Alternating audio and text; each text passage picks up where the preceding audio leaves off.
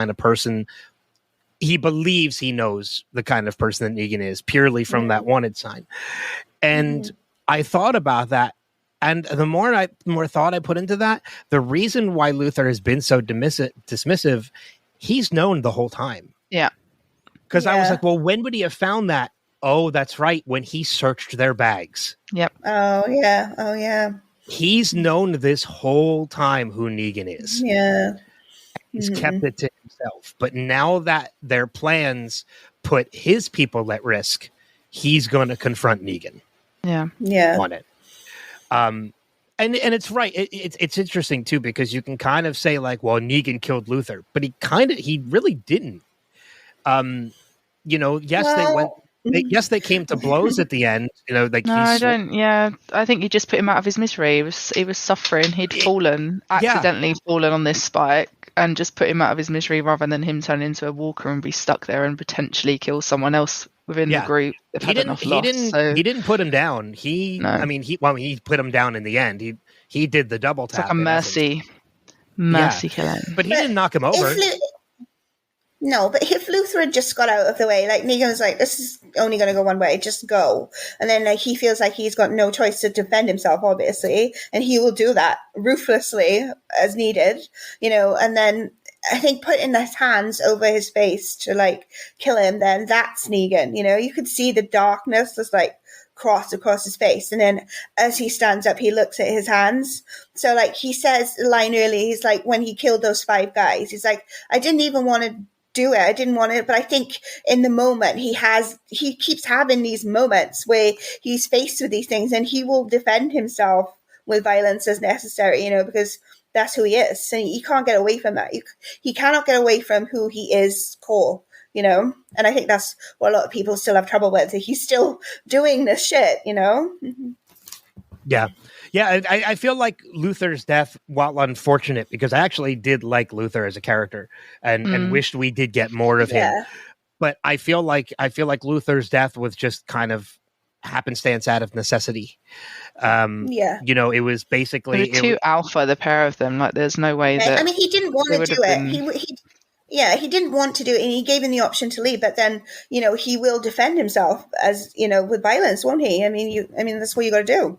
Yeah.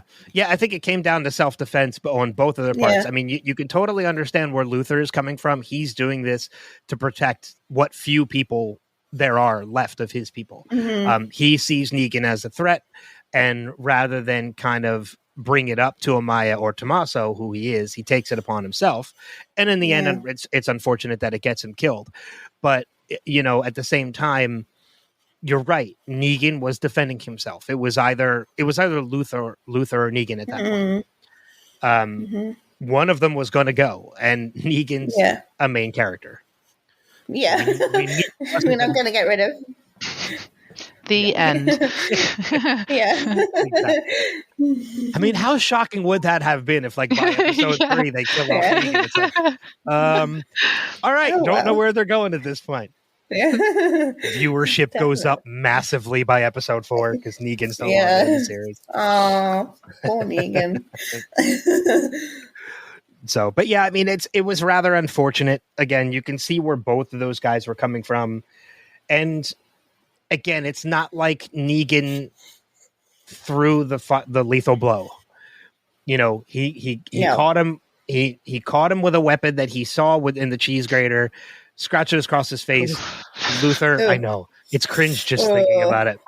Yeah. Luther tripped, fell on a pipe. Negan finished the job so that he didn't become a walker. I mean, it's unfortunate. And there are going to be people that see that as the old Negan is back. And I don't see it that way at all. I see it was necessity. Yeah. Yeah, I agree. I'm looking at my notes. Yeah, we brought up Maggie's memento box, which I actually thought was really sweet. That's the first time we've seen that, though, Glenn. Yeah, it's so nice to see Glenn's face. I'm like, oh, it's Glenn. Yeah, I mean, it was nice because we saw like the picture of the family on the porch at Herschel's farm. Yeah. The second picture, I believe, was Maggie and her mom. And oh, was it? Okay. I think it was Maggie and her mom. We had the folded up drawing of Herschel, which was the picture that she drew. And then we had Herschel's, or not, or Maggie and Glenn. Sorry. Oh, I thought it was Glenn. Oh, yeah, I thought it was Glenn. Yeah, it was Glenn. Sorry. Yeah. It was the picture of Glenn that Maggie drew.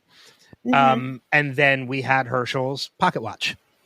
Yeah. Which I thought was a nice little keepsake memento as well. But you're right, Cass. We haven't seen that before. No. That's why I was thinking, like, how far... They've had a lot of change of scenery, so where has that box been this entire time, please? She must have kept it at Hilltop or something. I know they had the watch, because it's been passed on between people, but, like, the photos... Where has that photo been? Yeah, I don't know. It's a good question. Like, where has that memento box been before? It's cute. It is cute, but yeah. But I mean, again, it's not important to the story that we need to know where it's been. No, it's just gonna bug me for another episode. Yeah. Go ahead. Oh, I do have another point. The arena scene. It reminded me of Woodbury. Going back to season 3 when they had their own like tiny mini arena where they would have people fighting against the walkers for like entertainment for the town, and like it was I don't know, it kind of just like made the town had more like a upbeat atmosphere, and it was all a bit of a party, and I got the same sort of thing. You had everyone cheering and like smoking the gas and whatever, and it was just, the entertainment was the marshal fighting off the walkers, and that's probably a regular thing because the Croat says that's the best show we've had in ages, so this is probably a thing that they do like all the time. And he was up on the like stage, kind of the way that Negan used to be, like up on the bridge at the sanctuary, and he's like, people are resources, and like getting the crowd going, so it reminded me all of like kind of a mixture of the both sanctuary and Woodbury sort of thing. Mm-hmm. Yeah, it was a very interesting. See, I'm so far away from that Woodbury that I didn't make that comparison, but I can see it. I watched season 3 a lot. I just go back and watch like old episodes all the time. If there's nothing on. Yeah. Okay. Yeah, it's been a long time since I visited Woodbury. Yeah. Although I did work with God, I can't remember the actor's name who plays the governor, but I did work with him. David Morrissey. Yeah. I worked with him last year, so that's about the closest I've gotten to Woodbury. In the time since, but that whole arena scene, like seeing Pearlie being locked up again, like this is a test of Pearlie's will and merit. Like this is the Croat absolutely testing Pearlie. What I found more interesting, though, was actually the scene that happened after that, when he is back up in the suite, and the Croat takes his boot off to see what he's protecting in his boot, and he reads that note. I don't know how you guys both took it, but to me, that came across as that was from his brother. Yeah. Yeah, that's why I took from that. So yeah, okay. But what I couldn't work out last week was how old his body was, because it didn't look like 15 years old. So I had the impression that he wrote a suicide note, like I can't go on. But why was he still in the city? Like if his brother was somewhere else, so the timing was a bit weird for me. Like, did you notice the body condition last week? I'm like, oh, he looks couple of years old, but not 15. We talked about that last episode, is the condition of the body. It didn't look like it was there for over a decade, because we know this apocalypse is going on 15 to 20 years now at this point. Timeline wise, so that body was not there for 10 to 15 years, and even if it was, that would mean, even if we like kind of got rid of like just escaped reality for a minute and said that that body is 10 to 15 years old, that would make the brother Pearlie's older brother, not younger brother. Because, and it says in the note, like, you changed your number, so phones were working. That's what I picked up on last week. That's strange, isn't it? So but obviously he feels like immense guilt towards this, and he couldn't bear for the Croat to like, stop reading the letter, stop, I'll tell you, you know, like, so it's just too painful for him. Mm-hmm. You know, that's his like weakness. Which we kind of didn't get. It's the part that I kind of find confusing. And again, I mentioned last week how I feel like if there's any character they kind of, we used the term nerf because that was Karen's term for it. If there was any character they've nerfed so far, it's Pearlie. And I kind of feel like that continues a little bit in this episode because if hearing that letter, if that letter was from his brother, and hearing that letter made him so distraught that he didn't want to hear it anymore. And he gave up all the information to the Croat. That didn't come across when he actually sees his brother. Yeah. It didn't feel like that was distraught. No, he kind of just walked in and went, oh. Just walked around him, wasn't it? Really, nothing really like there was nothing like throwing himself down and I feel like if it really did affect him that much, seeing his brother's body would have affected him. Yeah. So I don't know what they're doing with Pearlie yet. Pearlie to me just seems like a character that is not fully fleshed out. And I don't know. I'm not sold on Pearlie yet. I don't know.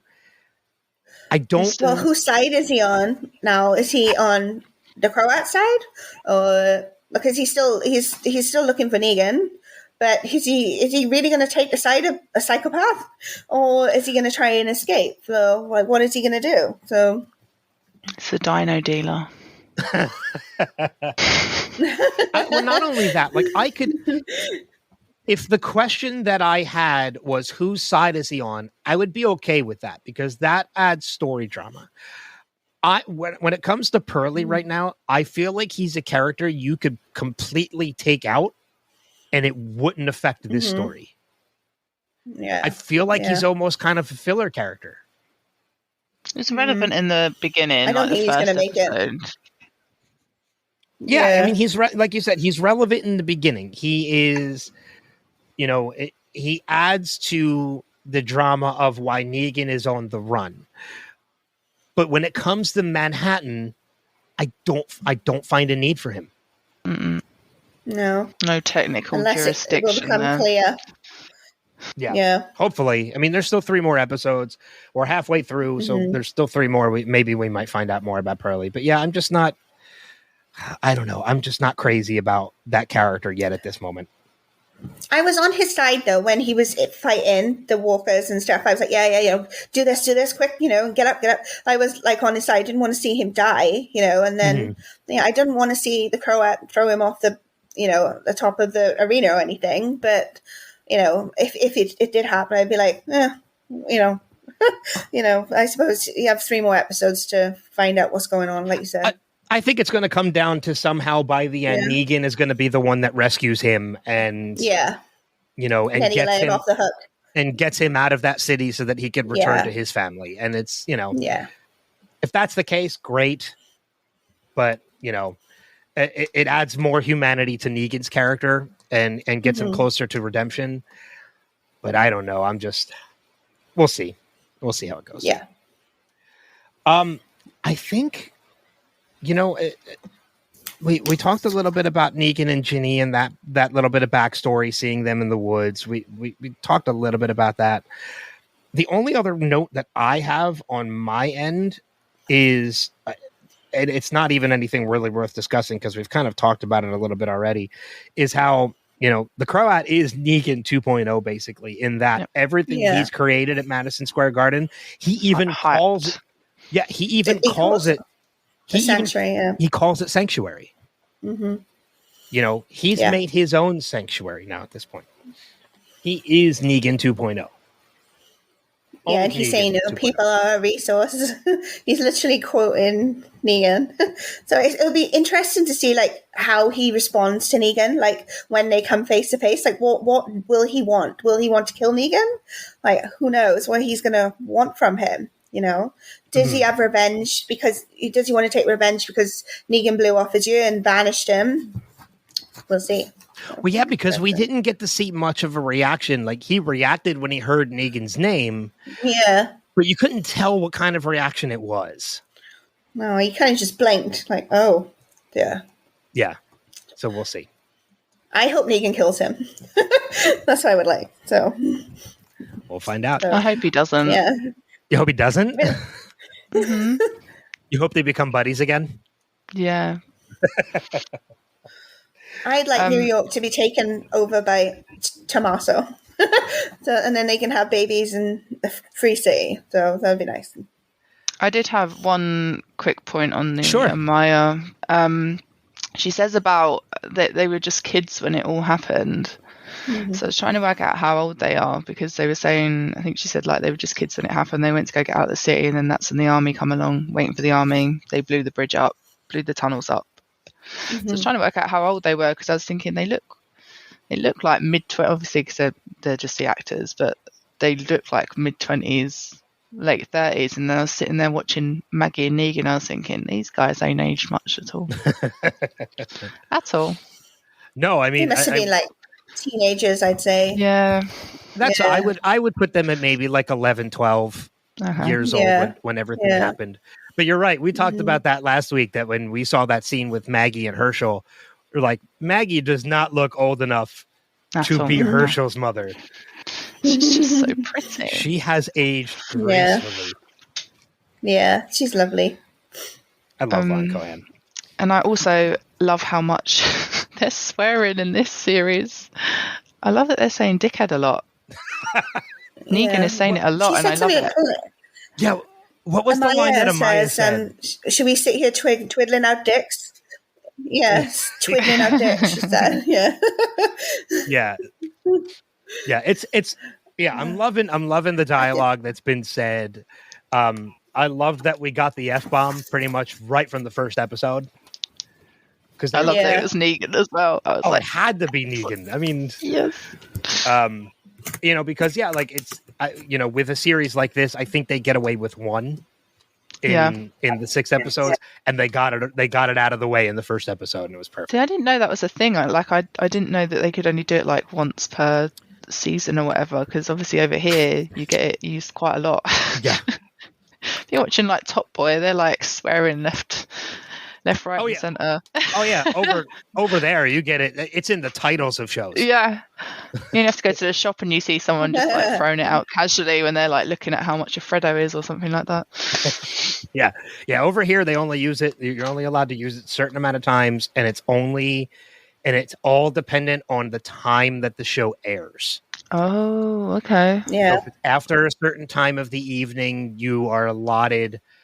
I think that's one of the reasons why Walking Dead doesn't air until like 9 p.m. here, is because if it was before 9, they wouldn't even be allowed to use that one. No. Yeah, there's a lot of rules over here. I remember like early Walking Dead people like, when are they going to say it? When are they going to say it? And then it'd drop and people would be like, whoa, it happened. Well, Rick does say it. It doesn't he says it in the train car, but they cut it and then change it to you're screwing with the wrong people, and they took the F word out of it.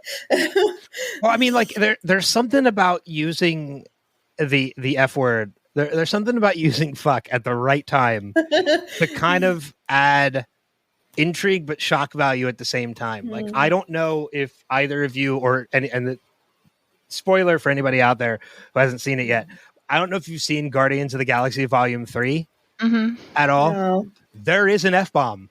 There is. Guardians of the Galaxy Volume 3. And I was not expecting it, because it's Marvel. Like, you don't expect that from a Marvel. And there's one scene with Star-Lord and Nebula, where like Nebula, like she's trying to open a door and the lock keeps going up and down, and he finally opens it and she's like, now what? And all of a sudden Star-Lord's like, get in the fucking car. And I remember being in the theater like, what? I actually laughed so loud when I watched that scene. Yep. You're right, because you don't expect it from Marvel. I mean, not only Marvel, but Disney. I mean, you don't expect it at all. So when you get it and it's timed just right, one word can have such an impact. And And I think it had it. I think it had it for the series. I think giving it to Negan and using it when he used it was perfect. Yeah, for the end of season 11, they use it really well, like once every episode, I think, the last 8. So, and when Negan sees the walkers climb on top of the truck, and he says it then, he's like, yeah. I love that. Yeah. Yeah. So, and I had just one last thing. No, go ahead. I'm finished with mine, so it's all you two now. Yeah, it's just my last one, and it was how they're trying to move the storyline along a lot quicker. So when you had the scene where they were mourning at the table, and Luther was humming, and you'd think that usually they would do that scene on its own, and then they would cut to Cravat at the arena, but he was humming, and then that was overlaid in between that, and you've got Cravat going, "We are whole," and just like preaching to his people. Yeah.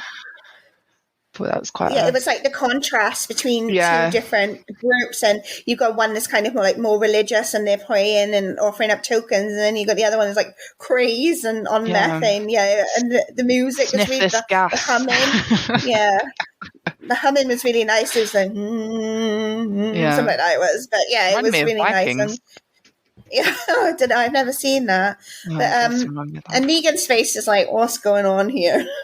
But Maggie was like getting into it. Yeah, just embracing it. Yeah. Sad to think that was Luther's final meal. Oh.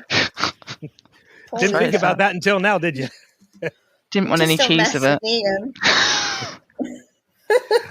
No, but you're right. Like the pace of the series has. I missed something. I said he didn't want any cheese of his meal. Yeah. Oh man, that was a horrific. I'm sorry. That was bad. Oh, dear. Anyway, you're right though. The pace of the series so far in these first 3 episodes has been really top notch. Yeah. Mm-hmm. Yeah. It hasn't been slow at all, and it hasn't felt rushed. Like it's been perfect. No. I think it's been an excellent, it's so nice to have a good quality show, because after Fear and going downhill, I think a lot of people were worried about the quality of it, but I think it's been fantastic, pretty much up there with the main show or better in some ways, Yeah. I mean, and that was one of the things that I had mentioned in the first episode was as to whether or not, like, are we going to think this show is as good as it is because it's just we've been subjected to things like Fear for so long that this is just going to seem naturally good either way, or is it actually as good as it is? And, I'm someone who didn't watch Fear, and I think it's great. So it has nothing to do with the quality of Fear. This show is actually legitimately really well done. Whether you like the characters or not, it's shot well, it's paced well, the story they're telling is intriguing, and I'm fully into it. And while I'm somebody who kind of is in like, I like the way that the UK has adapted to television in shortened series is, shortened seasons, not these 24, 25 episode seasons like we've gotten in the past, 10, 12 episodes, so a 6 episode miniseries is great. But I'm at the point that if you can keep me intrigued, bring on another season. Yeah. I'm okay with it. There needs to be enough of the storyline to do it. Yeah. Yeah. Like, this is the one I was looking forward to. I know I will watch the Daryl Dixon one, but like, I'm not like amazed. I don't know, unless they've got fast walkers in it, which they had on World Beyond. Unless they do that, I don't know if I'm going to be that interested in it, because Daryl, like, he never really says much, like he's Daryl and he's cool and everything, but I don't know. I'm just trying to understand French, I think, will be hilarious in itself. As long as it's not like watching I can't think of the name of that show that Tom Hardy was on, where his accent was so thick I just couldn't watch the series. Peaky Blinders. Blinders. I don't think it was Peaky Blinders. There was another show that he was on that was the same way, because Peaky Blinders I like. But yeah, as long as I'll watch Daryl Dixon. But again, it was more the idea of the contrast and dynamic between Maggie and Negan that really reeled me into the show. It made me curious to want to watch it. Daryl, the idea of Daryl in France, I'll watch it. It doesn't like intrigue me that I feel it's a necessity. I think originally it's meant to have Carol in it, wasn't it? But because they had to film in Europe, she didn't want to film. Well, I think she's going back for season 2, though. It was on Twitter last week. Yeah. For season 2? Yeah. They haven't even finished season 1 yet. Yeah, they know there's enough Daryl fans out there to keep that going. God. Yeah. Like, they're worse than the Negan fans. Yeah. Rick and Michelle, no, I just hope they pull it off. I just can't wait to see him, like at the end of Walking Dead. I know a lot of people didn't like the fact that Rick and Michelle was kind of shoehorned in the end, but I was waiting for him. Like, I thought if he wasn't in that last episode, I was going to scream my head off, because I was just waiting. And then I was like, oh, he's there, because I'm a huge Rick fan. He's the reason I started watching the show. He's like my hero. So I just want to see how it ends for him, and I hope they do it justice. Yeah. Well, I mean, we'll see. We'll see how it goes. Any final notes from either one of you before we move on? Nope. I'm done. No, I think I've said it. Said your piece. All right, cool. With that said, then we are going to take a short break, and we'll. All right, we are back, and it's time for some news. Infected news. Okay, only one news story this week, and we kind of talked a little bit about it, but it's Jeffrey Dean Morgan on Negan's gruesome cheese grater scene. I'll just read some of the paragraphs from this. The towering Luthor instructed Negan to leave, and Negan refused, so the big fella blocked his path and repeatedly would not let him pass. After Negan proclaimed that, I really hope this doesn't turn into something, it doesn't need to. Yet clearly saw that was easily the direction things were heading. He flashed the famous grin, then attacked with a frying pan. When that didn't work, he moved on to what proved to be far more effective weapon, a cheese grater. Negan not only grated Luthor's face in a super disturbing way, but after the victim fell back and impaled himself on a pipe, Negan then squeezed the dying man's head as a punctuation mark. It was a brutal scene, and nobody was more surprised as to the weapon of choice than the man who plays Negan himself. The face grating killed me, laughed Jeffrey Dean Morgan. I was like, really? I'm going to get him with a face grating with a face grater? But this is a guy that's like 6'6" and 200 some odd pounds of muscle. Negan is not that guy. But that survival instinct kicks in with, what can I use to fight back? A cheese grater happened to be at hand, and that gets the guy off of him. But Morgan is quick to point out that Negan did try to avoid the confrontation before unleashing hell. There's that whole dance that happens before the cheese grater where I'm trying to step around him, and I warn him a good 3 or 4 times. Look, I don't want it to go here. It doesn't have to go here. Let's not take it there. And he is like, it's going there. So Negan again is trying to be that guy that we have known the last couple of years and do the right thing. But when it comes down to it, it's a matter of survival. Negan is Negan. And if it means pushing him down on that pipe that's coming out of the ground and giving a little smile, there it is.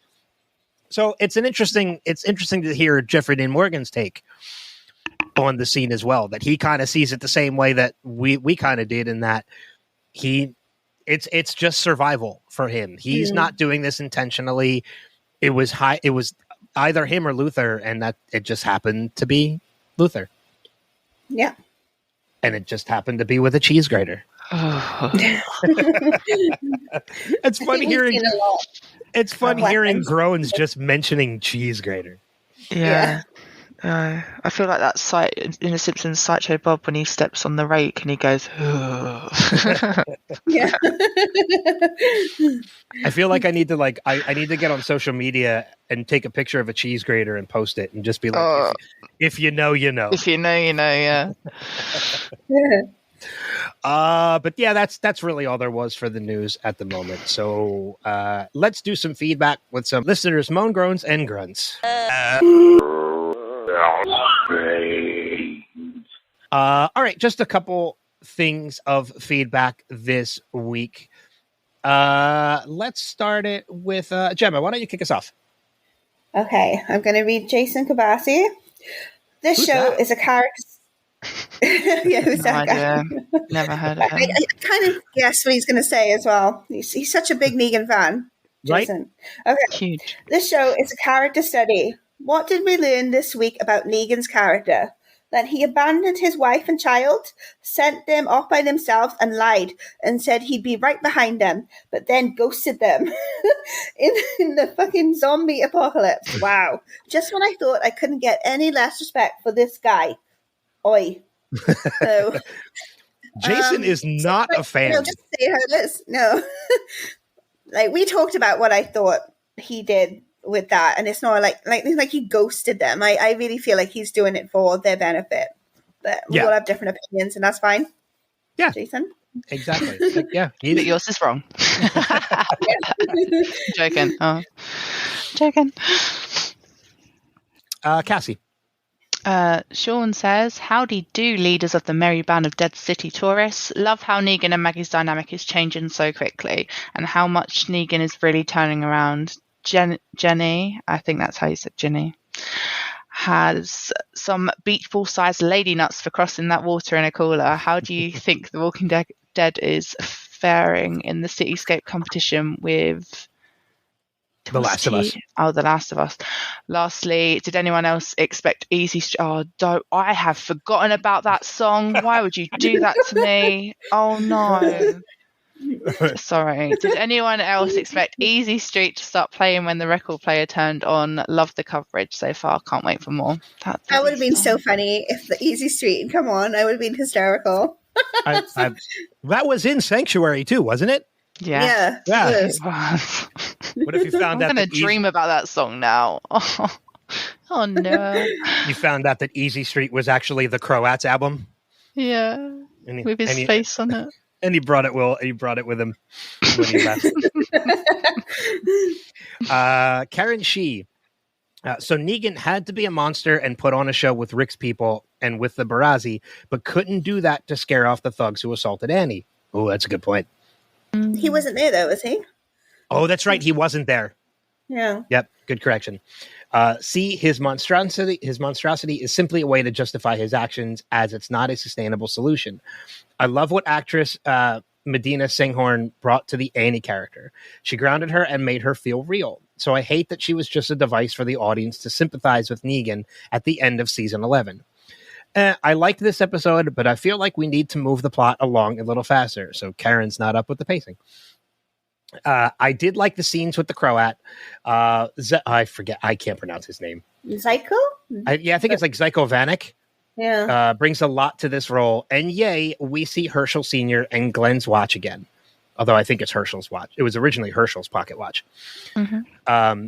Ginny paddling to Manhattan in an ice chest seemed like something out of Fear the Walking Dead. And how did Maggie know that the dinosaur toy belonged to Ginny? We touched on this. It was the bandage wrapping around it. Gave it the character so that we knew. Are we to assume that Negan mentioned it to Maggie? I don't think she'll go through with burning it because character growth and all. Ben, you're doing a great job covering this show. Hugs to everybody hosting this week. Oh, thanks, Karen. Aw. Hugs, Karen. Can I just quickly say, sorry, Sean's one, he said, how do you think The Walking Dead is faring in Cityscape competition with The Last of Us? And we didn't answer that. I'm going to say I prefer The Last of Us Cityscape in comparison. I mean,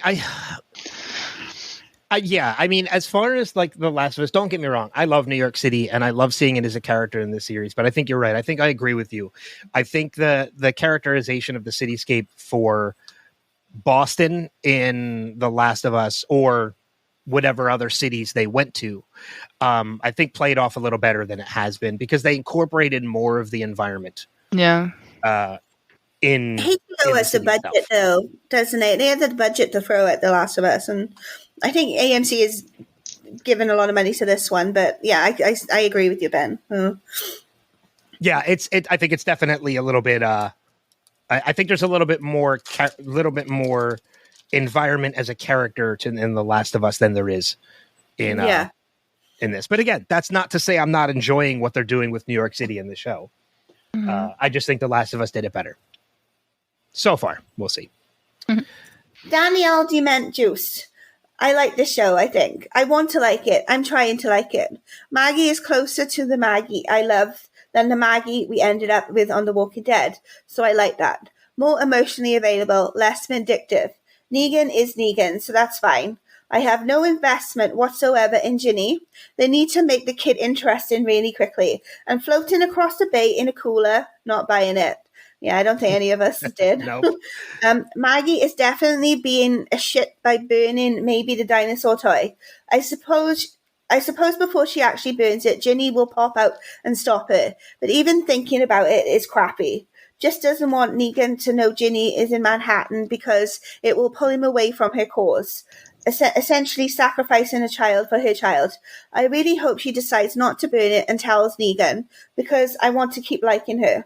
So Negan avenged the attack on Annie, and now he's a wanted man. So he sent Annie and his son ahead to get them out of harm's way. Okay, that works for me. I'm sorry to see Luther go, but Negan literally told him that he was in the kitchen looking for weapons, and he thinks it's a good idea to start something. As for the geography, it was bothering me because I know nothing of the part of the country, but according to Google Maps, a person can walk from Alexandria, VA, to Manhattan in 4 days. We don't really know where Hilltop was or where New Hilltop is, but I always felt like it was a solid day's travel between them. So to think that they walked for 3 to 4 days really isn't all that impossible to imagine. I will say that if Ginny snuck out for the first night she was there, is that right? It still seems a little quick for her to be all the way to Negan's location already, but well within the bounds of our already established Department of Suspension of Disbelief. So I'm going to let the geography question slide. The new fuel source the Croat has invented is pretty damn convenient.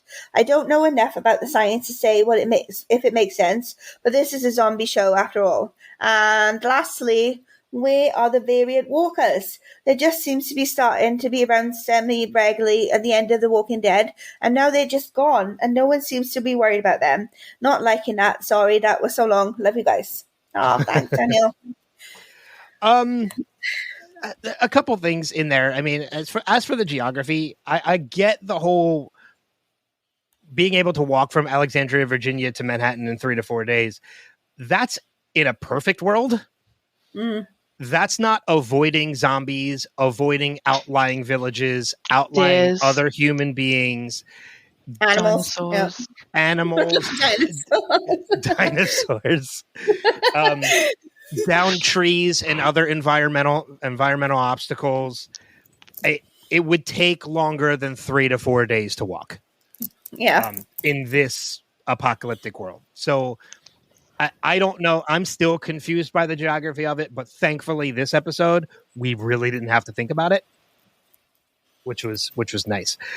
She also, I just don't think about it too much. I'm like, yeah. You know. I need to stop thinking about it. But I loved how Danielle also brought up a really good point too, that Negan does actually, he tells Luther, I'm searching for weapons. Yeah. I have a cheese grater. Yeah. Oh. Yeah. So, like, for Luther to start some shit with Negan, knowing full well what he's doing, it's kind of on Luther. Yeah, and he knows he's a wanted man as well. Like, so why would you corner a wanted man who has a weapon? Yeah. Like, it's crazy. Exactly. Maybe he just thought he could beat him with his size and youth and strength. Very alpha move. Yeah. It does bring up a really good question, and it's something that we didn't discuss, and I'm going to throw it out there before, because we do have a voicemail to play. But before we get to it, I'm going to see what you guys think. There is the element of Maggie at the end and the dinosaur, and it looks like she's going to burn it, but she doesn't, or we don't know if she does or not. What are our thoughts on that? Do we think she's going to burn it, or do we think she's not going to burn it? Like, she obviously must suspect that Ginny is in New York City. And the reason I feel like she wanted to burn it, because she didn't want Negan to see it. So she doesn't want Negan to be distracted by this other child when he's supposed to be looking for my child. But then the actual thought of doing that, maybe she just couldn't go through with it, you know? Maybe I don't know. I don't actually know what she's thinking at this point. What do you think, Cassie? I think she's going to burn it, and as she burns it, Negan walks out, and then Ginny out of nowhere is going to go, no. you. She's going to speak. Start talking, yeah. She's going to talk. Yeah. I mean, it's interesting if that happens. But I mean, Danielle has a good point too, that if she does burn it for the exact reasons that we're saying, like because she doesn't want Negan to be distracted, he's there to help her. It is kind of sacrificing a child for a child. But she's witnessing her burn it, so that's also going to play into it as well, because she's not going to disappear just because she's burning a dinosaur. Kid's still exactly. Ginny's just going to disappear because she's going to disappear along with the dinosaur. They were connected all along. I knew it. But no, I mean, it is like it's kind of a big character flaw for Maggie. Like that's going to set Maggie's character back a little bit if she does it, because as Danielle mentioned, it's sacrificing a child for a child, and that's not Maggie. It's going to put her on par with Negan. Like she can't. Yeah, it's going to bring her down to his level. Yeah. No, Maggie loves children as well, and at the end of season 11, you see her with that little boy Walker. And that she doesn't kill for a long time, and then she holds him eventually, and that reminded her of Herschel. I think Herschel was missing then, like he was kidnapped by the Commonwealth, maybe, and so yeah, she has a lot of trouble keeping track of Herschel, I think. But yeah, I don't think that she'd want to harm any other child, you know. Yeah, we'll see how it plays out. We'll find out next episode. Oh no, it's but that does leave us with the voicemail we have. That, of course, comes from our friend Steve Brown. So let's play that now. Hello, the cast of us, Ben and guest host. This is Steve, and this is going to be for the next episode of Dead City. Oh, must be a flashback to when they were still there, or when we first meet Jenny and Negan. What is with this 10-gallon hat that Negan has on? Dude, lose the hat. What did she use as a boat? Was it a cooler? Or I don't understand, but I guess she made it across, and now she's in Manhattan. Negan's talking about himself. Hell yeah, it worked. I don't know which was creepier, the Croat or that woman who was standing next to him with that weird smile on her face, just kind of rocking back and forth. Oh, yeah, I saw it. So that explains their gas and energy, alternative energy. Interesting, Croat. You were a scientist. Okay. Oh, yuck. A maggot in his food. Okay, that was crazy. The Croat. Why? How are you going to unlock the handcuffs now? I mean, obviously there can be more handcuff keys, but why make the dude swallow it and then throw him over the side? That's just crazy. Psycho. Okay, so now we get Annie's fate. You put them on a wagon to Missouri, Joshua, your son, and your wife, and you just let them go, and you didn't follow. Okay, there's got to be more to this story. I don't know. Obviously, the guys who robbed her must have been somebody important. Maybe that's what the New Babylon Marshal is hunting him for. I don't know. Okay, so now Ginny has a new mission to follow this stranger in the hooded trench, whatever, to get her dino back. And she's going to forego looking for Negan. This is a weird around-the-table ritual of humming before you eat. He just said the title of the episode, People Are a Resource, mic drop. Of course, it's a different kind of resource than what Negan used to say about people are a resource. Oh, gross. I don't think handcuff chains are that sharp, though.